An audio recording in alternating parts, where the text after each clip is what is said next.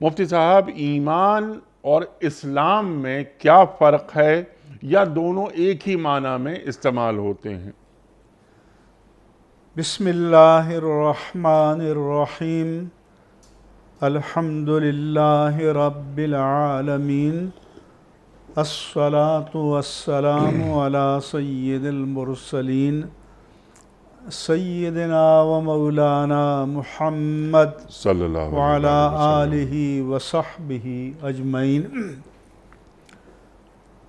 علی قیمت صاحب، ہمارے عرف میں اور شریعت کے عرف اور اصطلاح میں بھی ایمان اور اسلام ہم معنی ہیں۔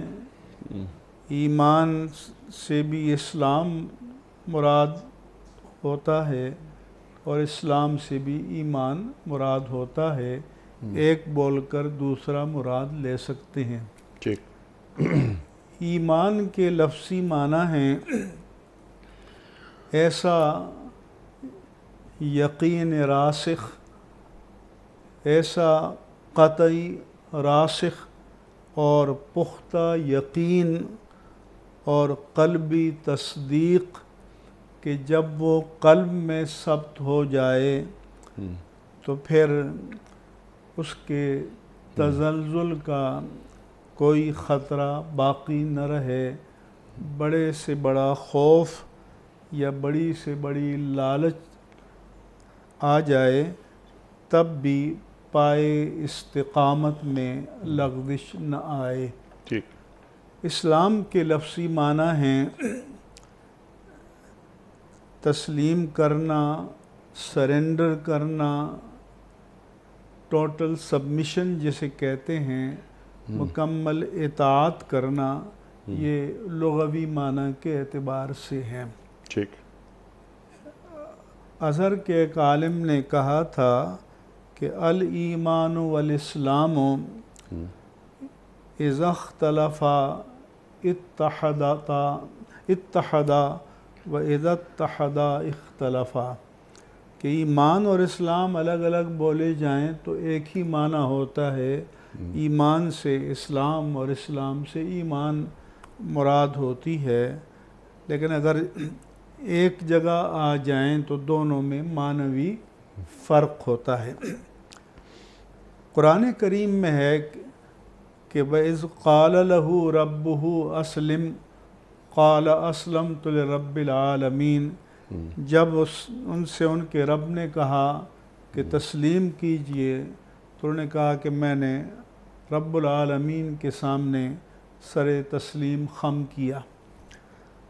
حضرت ابراہیم و اسماعیل علیہ السلام نے جب بیت اللہ کی تعمیر مکمل کر لی تو پھر دعا مانگی کہ ربنا تقبل منا انک انت السمیع العلیم وتب علینا انک انت التواب الرحیم، کہ ہمارے پروردگار اس سعادت کو، عبادت کو ہماری جانب سے قبول فرما، بے شک تو سننے والا اور جاننے والا ہے۔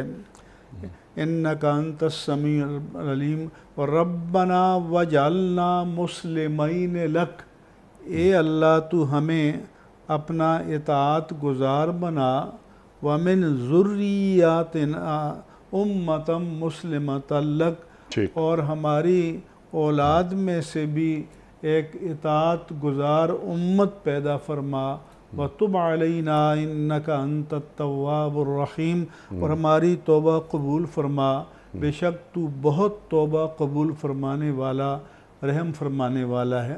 سبحان اللہ۔ اب یہ نبی کی دعا ہے تو ظاہر ہے کہ وہ اسلام کا کلمہ استعمال کر رہے تھے، تو یہ تو نہیں ہے کہ وہ ایمان و ایقان سے مجرد اسلام کی بات کر رہے تھے، ظاہر ہے وہ اسی اسلام کی اللہ کی بارگاہ میں التجا کر رہے تھے، حضرت ابراہیم و اسماعیل علیہ السلام کہ جو ایمان کامل کو لازم ہو۔ پھر قرآن فرماتا ہے کہ هو سماکم المسلمین من قبل وفی ھذا، انہی ابراہیم علیہ السلام نے تمہارا نام مسلم رکھا، پچھلی شریعت میں بھی اور اس میں بھی تمہارا نام مسلم ہے۔ پھر اللہ تبارک و تعالیٰ نے قرآن کریم میں فرمایا کہ ان الدین عند اللہ الاسلام، بے شک اللہ کے نزدیک جو مقبول دین ہے وہ اسلام ہے۔ اور پھر یہ بھی فرمایا وَمَن يَبْتَغِ غَيْرَ الْإِسْلَامِ دِينًا فَلَن يُقْبَلَ مِنْهُ، جو اسلام کے علاوہ کسی اور دین کو طلب کرے گا، چاہے گا، تو ہرگز اس سے قبول نہیں کیا جائے گا۔ پھر اللہ نے فرمایا کہ الْيَوْمَ أَكْمَلْتُ لَكُمْ دِينَكُمْ وَأَتْمَمْتُ عَلَيْكُمْ نِعْمَتِي وَرَضِيتُ لَكُمُ الْإِسْلَامَ دِينًا، کہ آج کے دن میں نے تمہارے لیے تمہارے دین کو مکمل فرما دیا اور تم پر اپنی نعمت کو پورا فرما دیا اور تمہارے لیے اسلام کو بطور دین کے پسند فرمایا۔ تو ظاہر ہے کہ یہاں وہی اسلام مراد ہے جو ایمان کامل، یقین راسخ اور تصدیق قطعی قلبی کو لازم ہو۔ ہاں، ایک مقام پر قرآن میں ہے کہ قالت الاعراب آمنا، کہ اعراب نے، بدوؤں نے کہا کہ ہم ایمان لائے۔ قل لم تؤمنوا، آپ کہہ دیجئے کہ ابھی تم ایمان نہیں لائے۔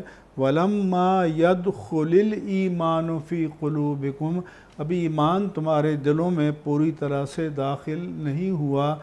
انما المؤمنون الذین آمنوا باللہ ورسولہ، کامل مومن وہ ہیں جو اللہ اور اس کے رسول پر ایمان لائے۔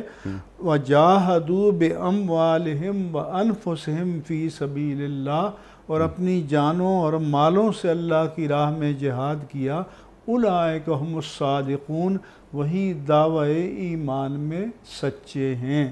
لہذا عام معنی کے اعتبار سے اور شریعت میں بھی ایمان اور اسلام یہ لازم و ملزوم ہیں، اور جہاں جہاں قرآن کریم نے اسلام کی بات کی ہے وہ اسی اسلام کی بات کی ہے کہ جس کو ایمان قطعی، یقین صادق اور یقین راسخ جو ہے وہ بالکل لازم ہے۔